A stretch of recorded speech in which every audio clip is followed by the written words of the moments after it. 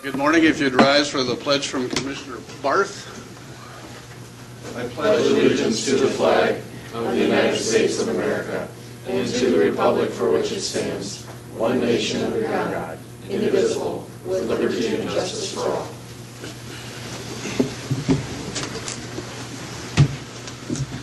Good morning and welcome to the April 30th Commission meeting. I'll remind everybody to silence their cell phones if they will. The meeting documents are next to Commissioner Kelly over there in the black binder, and if you need a listening device, Robert here in the front row will help you with that. If not, we'll go into routine business. Routine business. First order of business would be consider a motion to approve the agenda. So moved. Second. I'm going to put Barth first and Mr. Peck is second. Okay. We'll get you next time, Barth. We have a motion and a second to approve the agenda. Is there any changes? If not, those in favor say aye. Aye. Opposed, nay. Motion unanimously passes. The second item would be to approve the county commission minutes of 4/23/13. Motion to approve. Second. We have a motion and a second to approve the minutes. Those in favor say aye. Aye. Opposed, nay. Motion unanimously passes. Third item today would be the bills to be paid in the amount of $395,687.36. Move the bills. Second. We have a motion and a second to approve the bills. Any comments or questions? Commissioner Barth? I would just say there is a $72,000 piece of equipment for the highway department in that amount. Any other comments or questions? If not, those in favor of the motion say aye. Aye. Opposed, nay. Motion unanimously passes. Item number 4 would be reports. We have no reports listed here, so item number 5 would be personnel. Be Carrie Deaver. Good morning, Carrie. Good morning. All I have for you this morning is the regular commission action request. Super. Motion to approve routine action. Second. We have a motion and a second. Any questions for Carrie? Don't let her sit down. If not, those in favor say aye. Aye. Opposed, nay. Motion unanimously passes. We're on to item 6. Item number 6 would be application for abatement. Mr. Helseth, have you anything?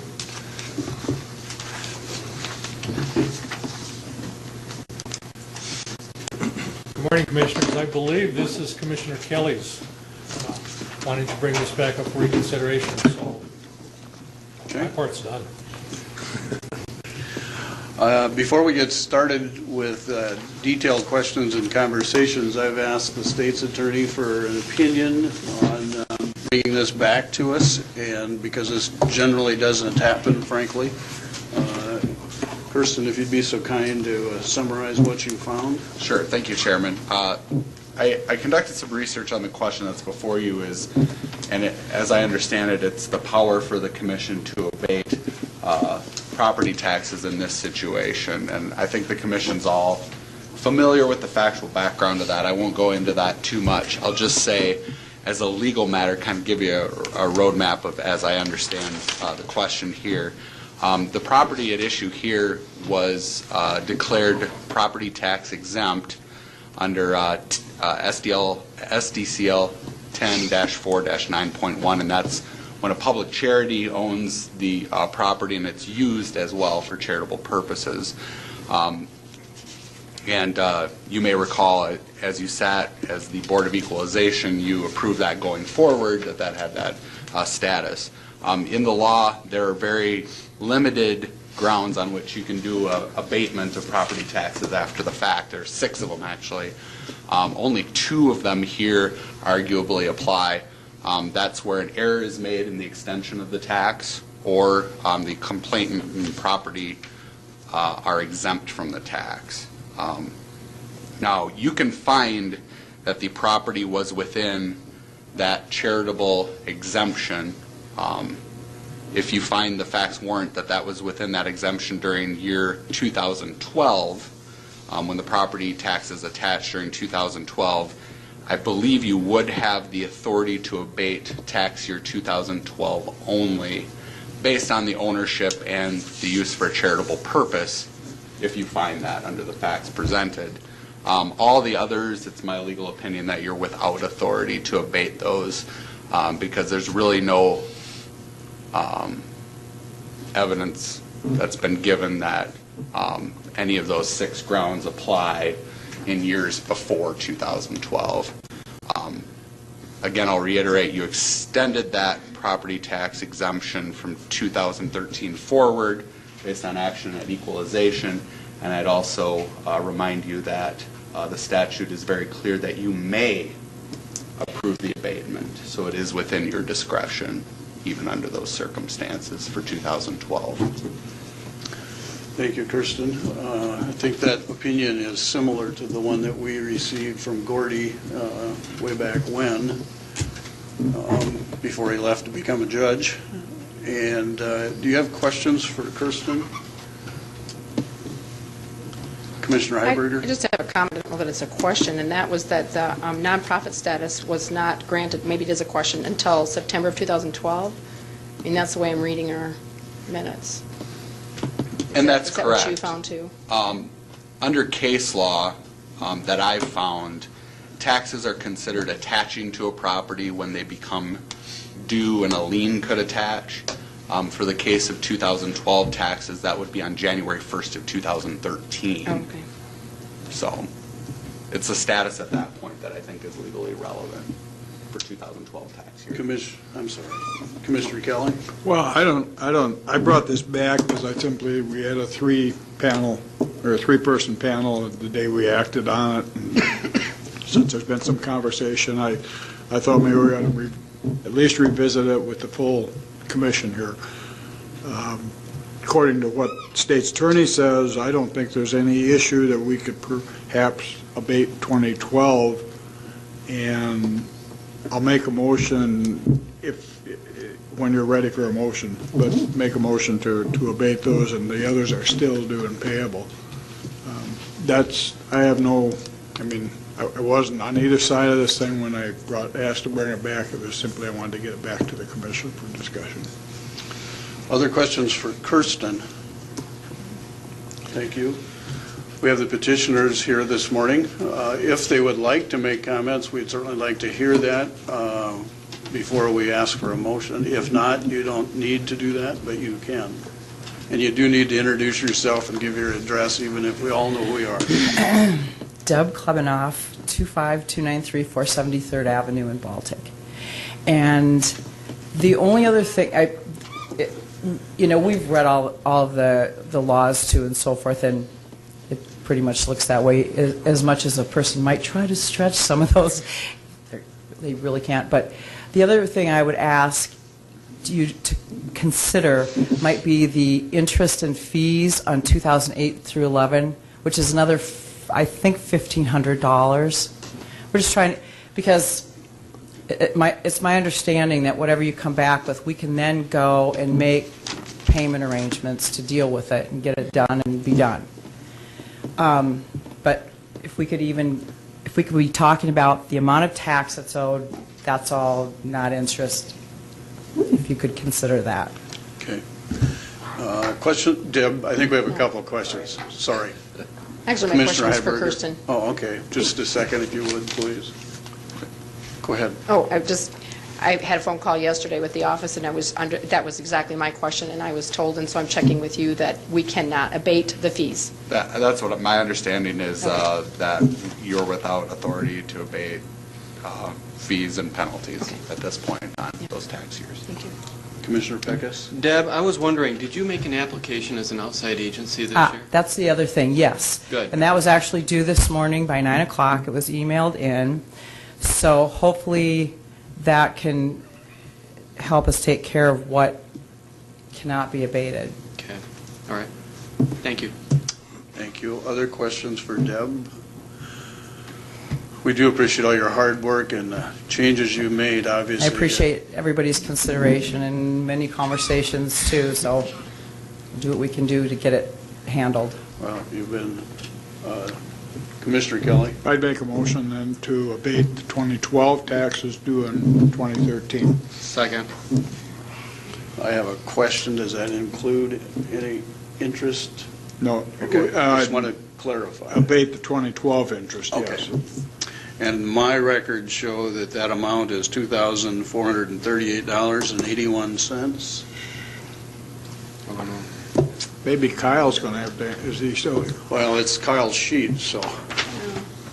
You want to come up and Well, explain? but the interest is based on the total outstanding, is it not? It's a cumulative over Could you come up 5 years. to the,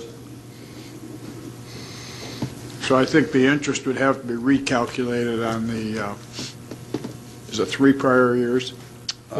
Actually, there's 4 prior years. It's a cumulative interest based on the length that it has been in arrears, and you'd have to get hold of Pam. Well, I do taxes, and Pam gets after me. Hey, you'd have to get with her. She would have the exact amount as of right now. Okay.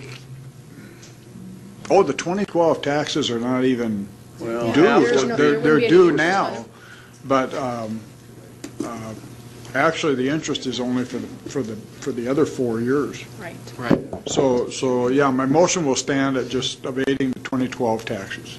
there would be, if I may, interest on half of the taxes as of April 1st, correct?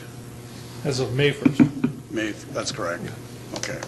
Well, That's tomorrow. tomorrow. So we're in good shape.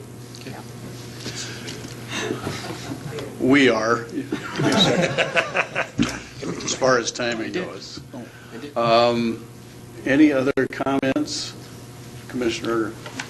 Well, we've had presentations regarding this particular property, and this is the one that was a nonprofit that was run by the J.C.'s that fell into disrepair and languished and lost its tax-exempt status. I'm sure we all remember reading the article in the paper, which I think was very informative.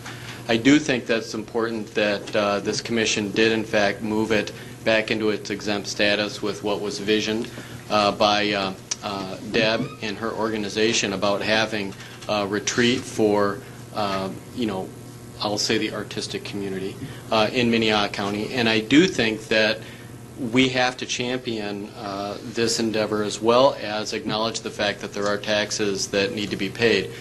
What I visioned was making an application as an outside agency. Once we start the process of going ahead and moving on the,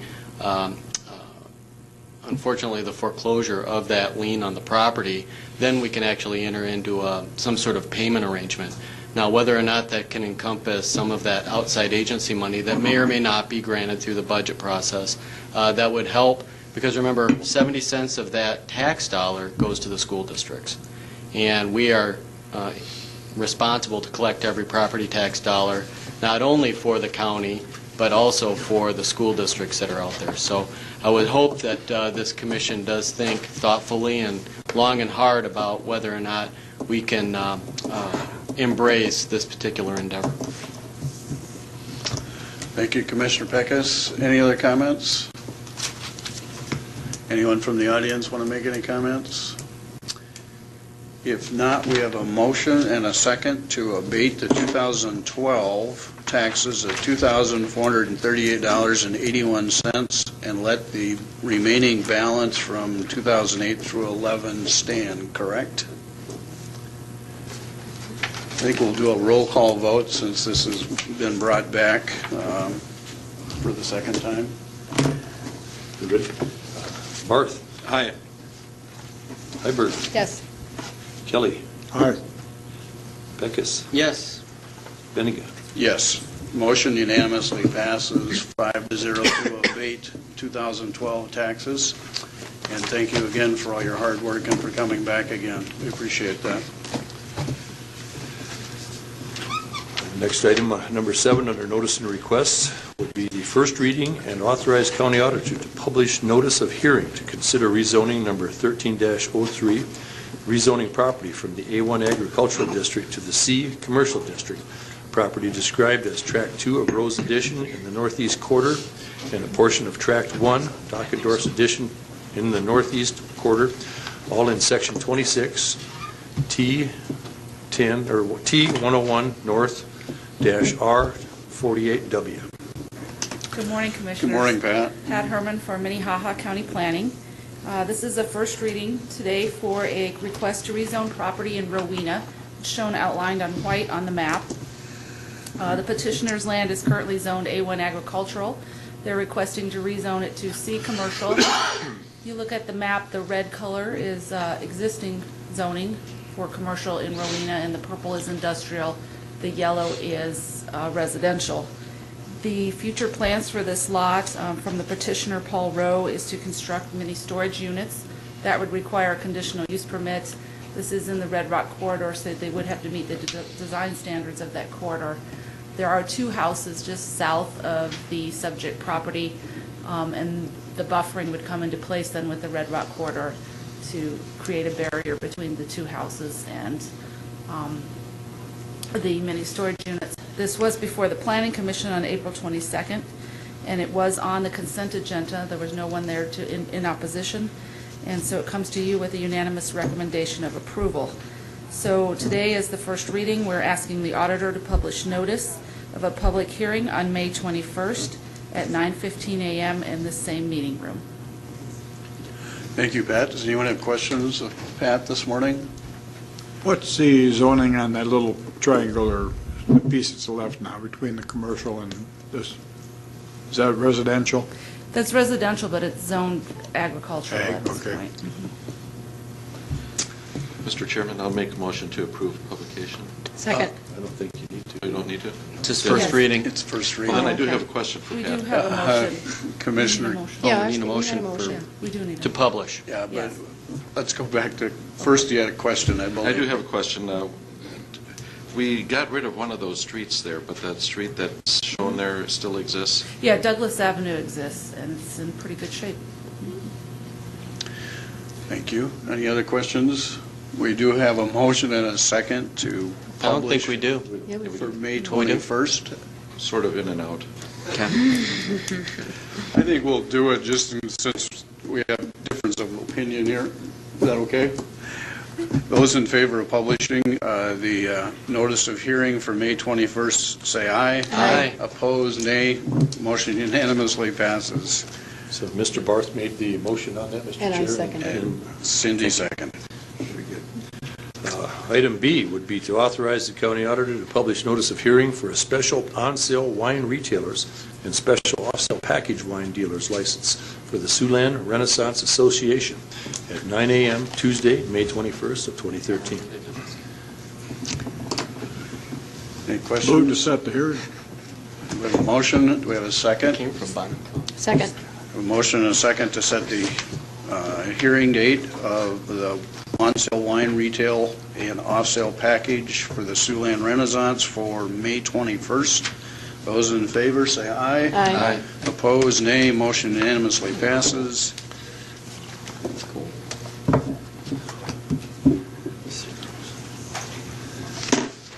So, Mr. Chair, who did the Commissioner Peckus was second, and I believe Commissioner Heiberger or Barth.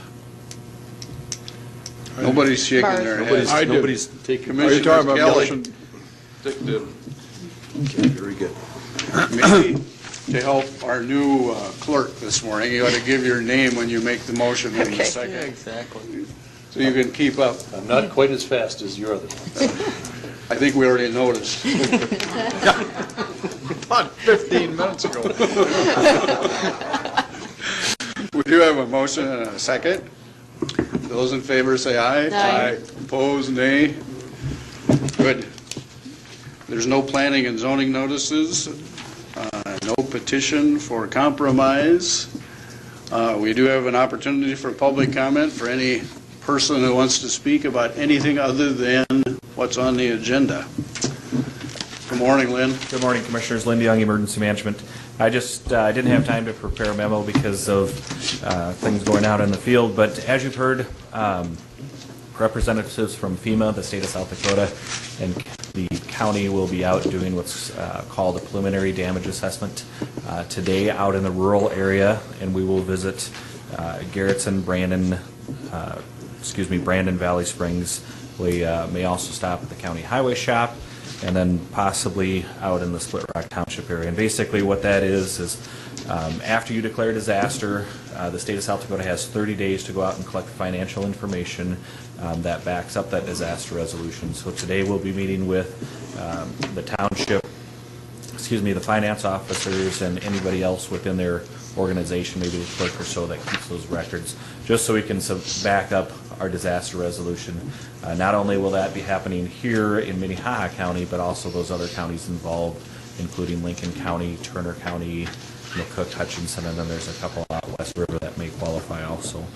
So we'll be working through those. It actually works pretty good today because we have one community, Valley Springs, was cleaned up with the assistance of the County Highway Department, the community, and then Sheriff's Office inmates yesterday and today. We're in Brandon with the same group of hardworking individuals, and then tomorrow we'll be in Valley Springs, kind of rolling all of that up. So it's a good opportunity for FEMA to see the debris that's out there, the debris piles that's out there, and then anything else associated with this event. Once again, this information will be rolled up in the next week or so with all of the other counties involved, and then sent to the governor's office with a kind of a snapshot, a preliminary estimate of what this event is going to cost the state and their areas to recover from. And then from there, the governor sends that on to the president for a potential disaster resolution and disaster declaration. So I'd be happy to answer any questions, but as you've seen, the FEMA folks are in town, and we're working with them to gather the information that they need at this time. So, thank you. Any questions for Lynn? Commissioner Kelly? Lynn, there's thresholds for county and state. Yep. I'm gathering it probably won't be any problem for us to meet our threshold, but what do they do in the other counties where there was like partial in Lincoln and partial in Moody and some of those areas? For each county, is it all together for the county governments? For each county to qualify, they have to come up with their threshold. In Minnehaha County, our threshold is $584,000. Lincoln County is about $154,000. So early on in this event, we tracked costs north of 57th Street and south of 57th Street until we were pretty clear that we were going to have those costs that we needed to qualify. So you take your county total, and then you add it to the others, and then the state total has to reach $1.1 million before we're eligible. And we're extremely confident that we're over those numbers. And where's the city number thrown in?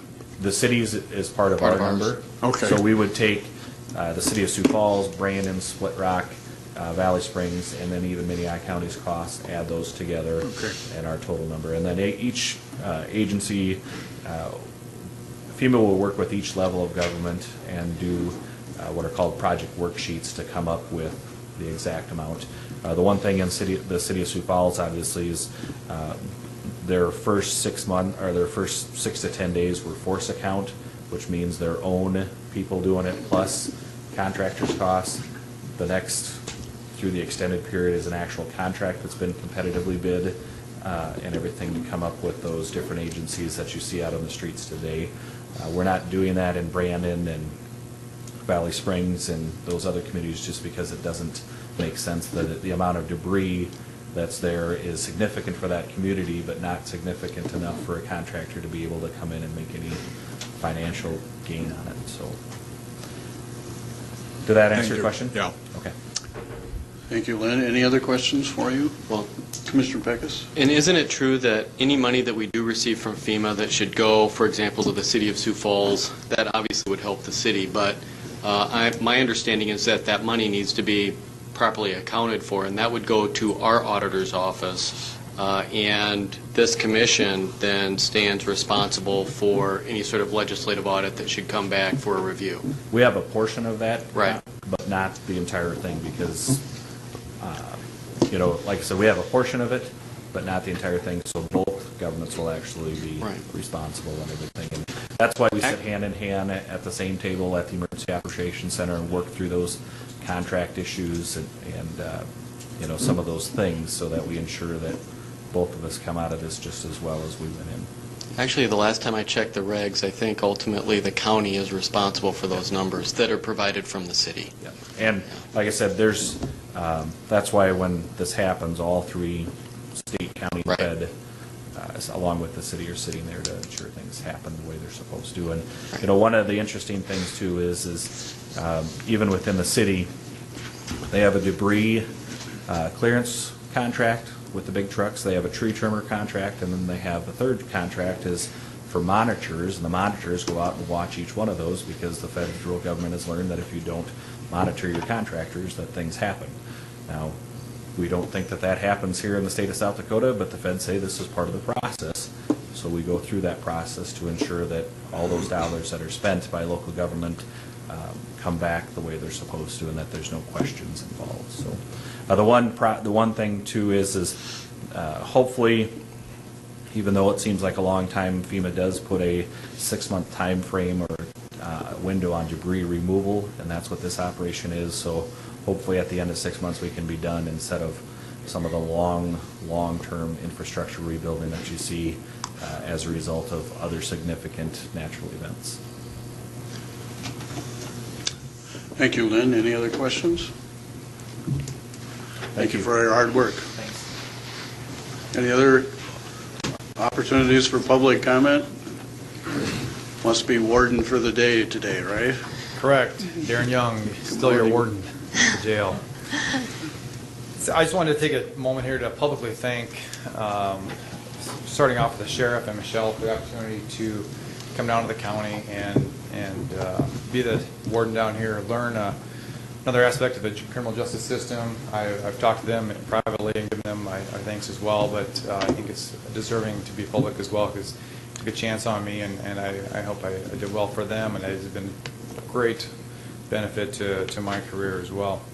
I also want to thank you as a commission as well for your support and your help along the way. I've had many conversations with you individually as a group here and through different things, and you've both been very helpful and supportive of me as well and helped to guide me along the way to make sure that I'm staying on the right track here. I appreciate that. Also, just wanted to say that through this process of being down here, I got to see many aspects of the county government, not just the jail, but sitting through commission and sitting through budget and different things, and have a new appreciation and understanding of what you guys go through, and definitely much more supportive of the hard work and the hours that you guys put in as well. And many people don't get to see that, and I got to see that the last 21 months down here. Also, through all the several different agencies, and I won't name them all, but many of them have been also very helpful and welcomed me into Minnehaha County and helped me welcome me in here and help me along the way as well. So although my time has been brief, it has been very valuable to me, and I want to thank you for that. So I will be a friend of the county for a long time. Super. Any comments for the warden, Commissioner Barth? I really feel you've been a wonderful warden for us, and I've enjoyed visiting with you and talking about different things. I'm kind of excited about the governor's CJI program, and I know that you'll help make it work for the county as well. And I'm hoping that while I may see you socially, I never see you professionally. Very good. That's proof of the whole room here. Yes, I agree with that as well, and although I have much to learn about it, my time down here will also help me and have an understanding of how it's going to impact, and it is going to impact everybody somehow, and hopefully I can kind of help with some of that, and if nothing else, foreshadow some things too. So, very good. Well, Commissioner Peckus? Over 50% of our budget is based on law enforcement, and we have a wonderful partner just right up at 1600 North Drive, the State Penitentiary, and we're going to have the right person in the right position. So thank you for your service, and I look forward to working with you. Yes, thanks. Very good. Other comments? We do appreciate your leadership. Although you say it was a learning experience for you, it was a learning experience for us also, and frankly the communications that you brought to the group was extremely important to us. So thank you for your investment in us also. So we wish you well, and I know that you will be successful. And if any of us have to go be one of your customers. Jeff has already volunteered. It wasn't me. Thank you, Warden. We appreciate your help. Thank you. Good luck. Any other opportunities for public comment? If not, we'll go to the next item. Next item would be regular business, and item number 10 would be to consider a motion to set the per diem rate at $250 per day for non-members of the Minnehaha County Regional Juvenile Detention Center. Todd Cheever. Good morning, Commissioners. Todd Cheever from the JDC. We will get a contract sent to us pretty quickly by the Department of Corrections. Runs June through May 31st of next year. That's why I have this in front of you. You can set the rate at whatever you want. I'm recommending it be $250 a day. That's a $5 increase from last year. Thank you, Todd. Any questions for Todd? Commissioner Kelly? Todd, what percentage of our clients out there are Non-member? non-members? I don't know exactly. Roughly, I mean, is it Roughly, 20%? Probably about 10%. 10%. Maybe 20%, but certainly the Department of Corrections would be our biggest user. Other counties like Union County and Davidson County do use us on occasion at that rate. So I would say, I think there was 5 kids or 6 kids yesterday morning that were Department of Corrections kids in our care. That's a lot, isn't it? It's a fair amount, but then it can just be a weekend that they were in trouble and back out by yesterday afternoon. So it still does not cover the total cost. I mean, we're still, the cost to house a kid last year at the JDC in 2012 was over $300 per day. That excludes revenue from like the federal school lunch program, and that also kicks out, doesn't include the money that we're spending on juvenile detention alternatives, where we're paying for beds at Volunteers of America, or our home detention program. I excluded those numbers from that since those kids aren't in detention at the time. Right. So. Commissioner Peckus? So we're talking about non-member counties, and I guess the question I have, are the member counties, are they all part of the JDAI initiative, or is it just Minnehaha and Lincoln County? Right now, it's Minnehaha, and Lincoln County's we're gonna really kick things off with them starting July 1st with the home detention program, providing more services down there, and intakes, from what I understand, they will be part of that. The other counties are certainly looking at it. I think the First Circuit there's been discussions with them, and I think that they're looking at some things, but for us to provide any type of resources like electronic monitoring, we can't do that down in Charles Mix County. It's too far away. But as far as them deciding, to send kids, not send kids to the JDC, and us possibly helping with development of some alternatives down there, just suggestions on what we've done and how we've used it, we could do that for them. But they don't use us a lot. The other counties got to pay for their beds. Minnehaha County doesn't pay for the beds on a daily basis. So each day the judge from a different county might say, court's too far out, we're not going to hold this kid based on cost and safety. Okay, thank you. Other comments, questions?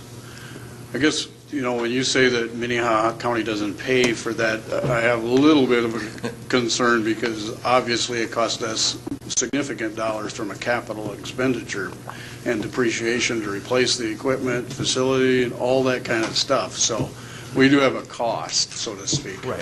If you want me to send you a bill each month, if you No, we find don't money want a for bill. it, I'll take it. But yes, I mean, on a daily basis, the judges from other counties know that they're paying for that, and that a commissioner might actually talk to a judge in a different jurisdiction and say, listen, we can't afford this at some point. So When you say $300 a day, does that include the capital cost, or is that just the operating cost? that's just operating. Okay. So there is an additional cost above and beyond the $300 a day, unfortunately, for the county eventually. Eventually. Yes. Other comments? Looking for a motion? Make a motion to approve the $5 increase. Second. We have a motion in 2 seconds. We'll give it to Mr. Peckus. Those in favor, say aye. Aye. Opposed, nay. Motion unanimously passes. Thank you, Todd.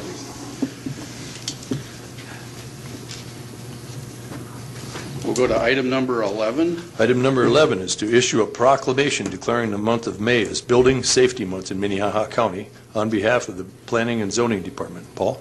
Yeah, Paul Clark, the Chief Building Inspector for the county.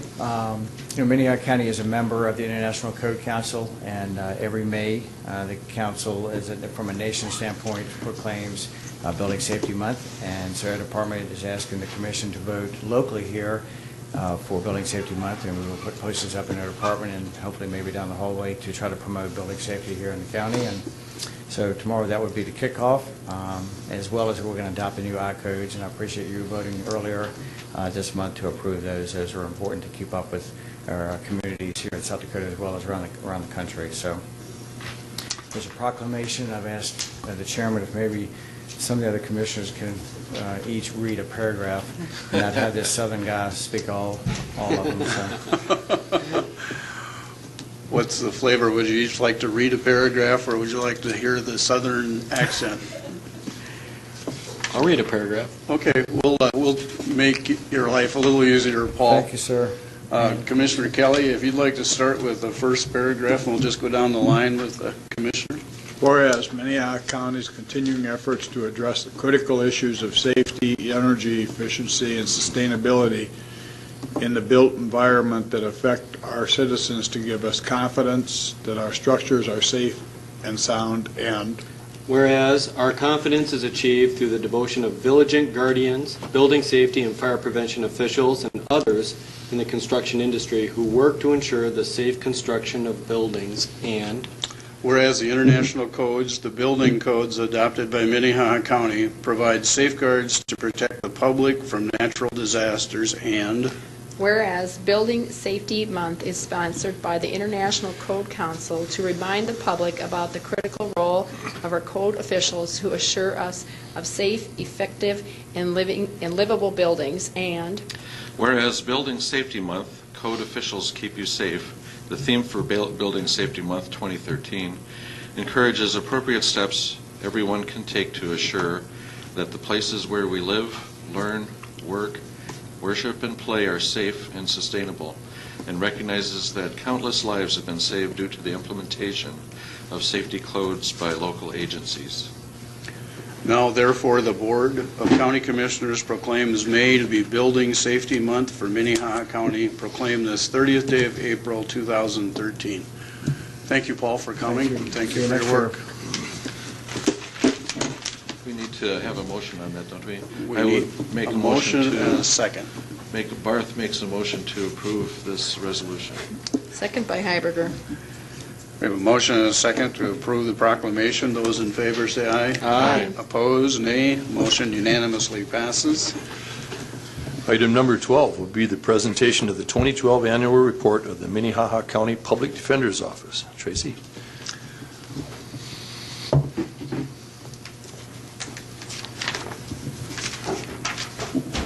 Good morning, Tracy. Good morning, Tracy Smith, Public Defender's Office.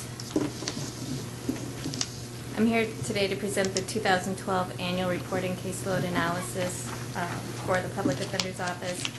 As you can see from our 2012 annual report that last year we closed 6,298 cases, which was up from the 5,514 cases we closed in 2011, which was a 14% increase over the course of a year. The cases that I would note which were of significance, at least for what I thought, was on DWI first offenses, it was a 8.4% increase. For serious felonies, class 1 felonies and above, where anybody was facing 50 years up to a life sentence, that was a 19% increase over the course of a year. We were up in our felonies 11% over where we were the year before. Juveniles, as we had talked about just a little bit ago with the JDAI initiative, we continue to increase over the course of the last 2 years that we've had JDAI in effect. We continue to go up in our appointments for juvenile offenses, and we were up 3% in our appointments for juveniles. We currently have 22 attorneys in our office by National Legal Aid and Defender Association standards. With the amount of cases that we are carrying, we should have had 25.71, equaling 26 attorneys to carry the caseload that we should have been handling for 2012. Our cost per case, based on the cases that we were handling, averaged out to be $340 per case, which we're still very cost effective for our budget and the Public Defender's Office for our budget and what we are spending. When you compare that to the cost per case in 1981 when Minnehaha County decided to open the Public Defender's Office, and the average cost per case was $271, we're still doing very well in that regard. What constitutes a case? We don't look at each criminal file number. We don't look at each charge. A case, which is when you talk about a unit of service as far as what's provided to the public, we look at each court order appointing an office. So a case can include multiple file numbers. It can include multiple courtroom proceedings. So a person could have, say, a DWI, a failure to appear, and a no insurance ticket. We look at the whole package and what constitutes a case. And then for purposes of analysis, we take the most serious charge that that person is facing, and then we use that to calculate our case analysis as far as determining what should be of significance in determining how to weight caseloads. And then there's a different weighting system for each case. One attorney can handle 400 misdemeanors versus one attorney can handle 150 felonies over the course of a year, but that could still include multiple cases within that. Does anyone have any questions? Does anyone have any questions for Tracy, Commissioner Barth? I have a couple, Mr. Chairman. Certainly. Tracy, I noticed that your department costs less than half as much as the private attorneys. And so obviously we're better off if we have you folks or the public advocate take those cases. Do you see us getting increased dependence on the private attorneys? If it gets to the point where we're not able to adequately meet the needs of our clients, I do see a point where if we're not able to meet our caseload, that more cases will have to end up being funneled through the private sector.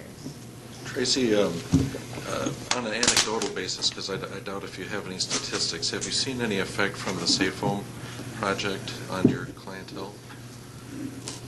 I do think Safe Home provides a great service. I think having the Safe Home has been great because having their monitoring our clients, they're able to help with making sure they show up for court. They've been a great help as far as making sure that people are getting less unlawful occupancies, public consumptions, those types of things. So they've been a great help.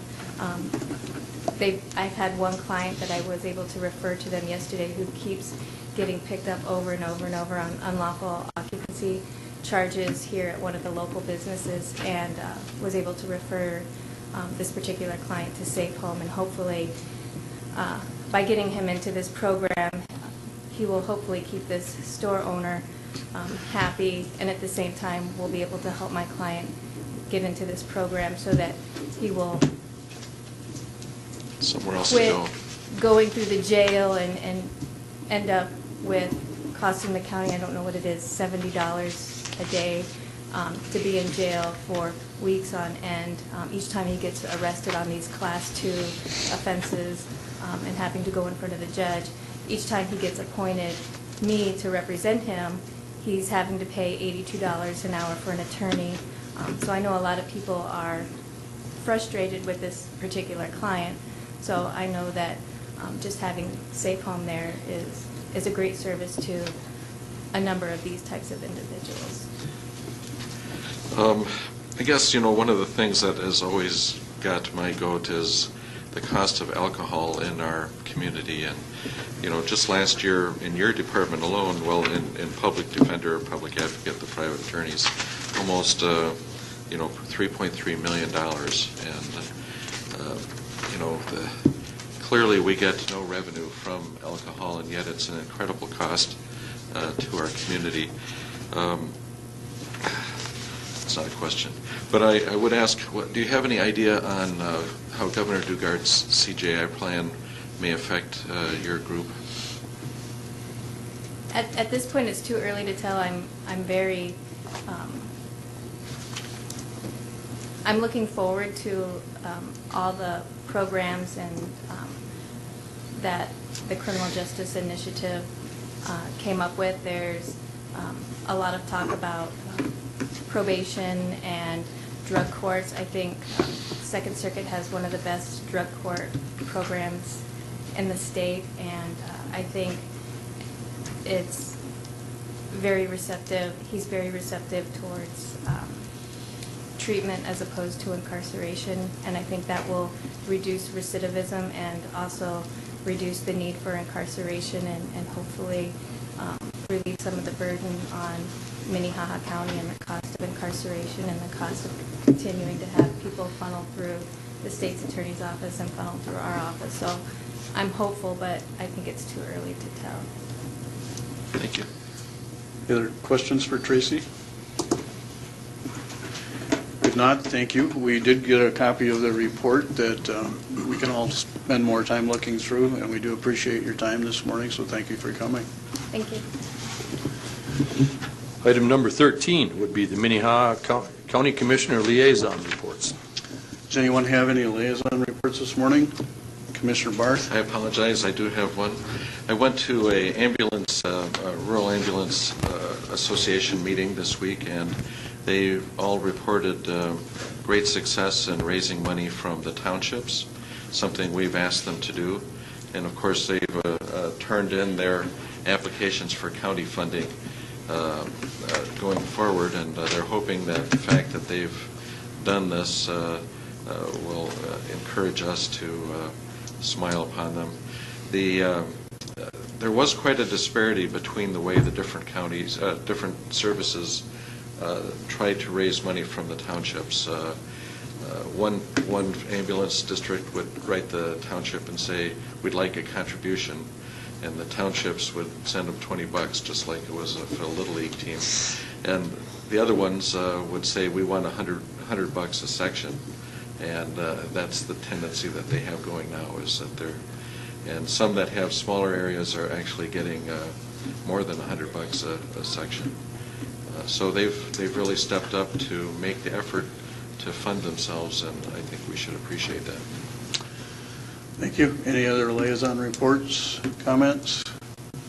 If not, we'll go to item 14, new business. Any new business? Mr. Chairman, we got this letter here from asking for another entrance on a property. Where will this be going? That will need to go to planning and zoning. It's a request from the school, or from a property owner to the school district, and not to us at this point. But Robert, if you'd like to make a comment about that. The only comment I would make at this point is that that's a letter that our office received yesterday. We wanted to make sure all of you were aware of it. We also provided a copy to planning and zoning and to highway. It may at some point come before you as a formal agenda item. That's not, isn't anything in the works to do that at this point. We just wanted to provide that more on an informational basis at this time. Thank you. Thank you. Any other new business? Any old business? If not, we need to go to executive session for pending litigation, personnel, and contract negotiations. Move to adjourn to executive session for personnel or for litigation and personnel and contract negotiations. Second. Heiberger. We have a motion and a second to go into executive session for litigation, personnel, and contract negotiations. Those in favor say aye. Aye. Opposed, nay. Motion unanimous.